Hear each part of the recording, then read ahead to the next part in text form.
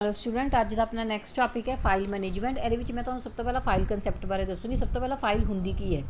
A file is a logical collection of information stored on a secondary storage such as a hard disk. कहते सब तो पहला file की होंगी है। फाइल एक डाटा कलैक्शन है, इनफॉर्मेशन की कलैक्शन करके आप हार्ड डिस्क पर स्टोर कर दें। Physically a file is a smallest allotment of secondary storage devices that is disk. Logically a file is a sequence of logical record. जो आप कहिए फाइल की होंगी है, आप रिकॉर्ड सीक्वेंस रिकॉर्ड बना के रखते, जिवें कोई स्टूडेंट का रिकॉर्ड बना लिया, टीचर्स का रिकॉर्ड बना लिया, तो ये जो रिकॉर्ड होंगे बिट्स या बाइट्स की फॉर्म होंगे। Files can be use to contain data and programs both. दोनों चीज़ा होंगे, फाइल के डाटा भी होंगे तो प्रोग्राम भी। Data files can be numeric, alphabetic, alpha numeric और बाइनरी। किहड़ी मर्जी हो सकती है, तुसीं कल्ला न्यूमैरिक डाटा भी लै सकते हो, अल्फा न्यूमैरिक भी लै सकते हो। A file has various attribute like name, type, location, size, protection. ये सारे की होंगे फाइल्स के एट्रीब्यूट होंगे। फाइल नेमिंग, जो भी आप कोई फाइल क्रिएट करते हैं तो उन्होंने आप नाम देना होंगे। अ file can be given a name for the convenience of its use by it's creator. कहते फाइल का नाम आप क्यों दें, ताकि जो भी फाइल बनाता उन्होंने याद रहे भी उन्हें किहड़े नाम की फाइल बनानी है। A name is attach to every file is uniquely identify. हरेक फाइल का नाम की होंगे यूनिकली आइडेंटिफाई होंगे, किसी भी फाइल का नाम दूसरी फाइल नाल मैच नहीं करता। The exact rule for naming file vary from system to system. कहते अलग अलग सिस्टम में जोड़े फाइल के नेम है वो अलग अलग अकॉर्डिंग होंगे है। जिवें मोस्ट ऑफ द सिस्टम आप यूज़ करते हो अपना जो फाइल का नेम है 8 करैक्टर तो ज़्यादा नहीं हो सकता। ये तुसीं इन्ना ही करना है। उदू बाद तुसीं इहदे विच करना है, ये टॉपिक करन तो बाद नैक्सट ये आप करांगे access methods. Files are use to store data. Files आप कहते हैं डाटा स्टोर करने वास्ते यूज होंगी। The information present in a file can be accessed by various method. जी फाइल के इनफॉर्मेशन होंगी उन्होंने आप कई तरीकों रिट्रीव कर सकते हैं। बेसिकली ये 3 मैथड है, सिक्वेंशियल असैस, डायरैक्ट असैस तो इंडैक्स असैस। सिक्वेंशियल असैस की होंगी है, it is simplest and most commonly use access method. सब तो सिंपल तो सब तो कॉमन मैथड है।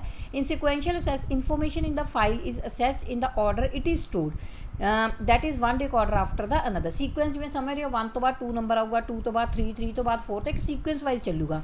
दस the various record are read sequentially one after the other in an order starting at the beginning and end of the file. शुरू तो शुरू होकर एंड तक जाएंगे। ये तुसीं इन्ना ही करना है। सिक्वेंशियल असैस एडवांटेज की है, it is the one of the simplest method of file access and easy to implement. Simple है, there is no need for any, तो एडिशनल स्टोरेज की जरूरत नहीं है। डिस्क की तुसीं एफिशेंटली वरतों कर सकते हो। डिसएडवांटेज की है, searching a record is a time consuming. जो तुसीं किसी रिकॉर्ड को लभना तो बहुत ज़्यादा टाइम लग जाता है। There is a high data redundancy, data की डुप्लीकेसी ये बहुत ज़्यादा पाई जाती है। नैक्सट है डायरैक्ट असैस। डायरैक्ट मतलब तुसीं डायरैक्टली किसी ब्लॉक सीक्वेंस 1 to 10 नंबर लगातार चलणगे। डायरैक्ट के 6 नंबर देखना है, 11 नंबर देखना है, तो उस अकॉर्डिंग देख सकते हो। In direct access method is a possible to access the record of a file in any order. For example, if we are reading block 13 we can read block 46 after this then 20। मतलब कोई भी block पहला 16 read कर लिया, फिर 36 read कर लिया, फिर ब्लॉक 20 रीड कर लिया। The various records can be recorded read और write randomly, there is no restriction. कोई भी रिस्ट्रक्शन नहीं है। रैंडम असैस मैथड, रैंडमली तुसीं किसी भी चीज़ को चुक के असैस कर सकते हो। एडवांटेज की है, it result in faster access of desire record. जल्दी असैस कर लेने हो। It does not require record to be sorted before processing. Record में सोर्टिंग करने की मतलब असेंडिंग एंड डिसेंडिंग ऑर्डर चलाने की लोड़ नहीं है। डिसएडवांटेज की है, this method require backup facility चाहिए होंगी है, तो ये बहुत ज़्यादा एक्सपेंसिव होंगे। लास्ट मैथड है index access. This method use to combination, ये सिक्वेंशियल तो डायरैक्ट दोनों टेक्नीक होंगी है। In this method and index is created for a file. ये आप क्रिएट करते हैं, इंडैक्स क्रिएट करते हैं। जिवें अपने बुक के अगे इंडैक्स दी होंगी, इंडैक्स तो आप किसी भी रिकॉर्ड को फाइंड आउट कर सकते हैं। सेम ये कर सकते हैं, 2 पॉइंट ही करने हैं।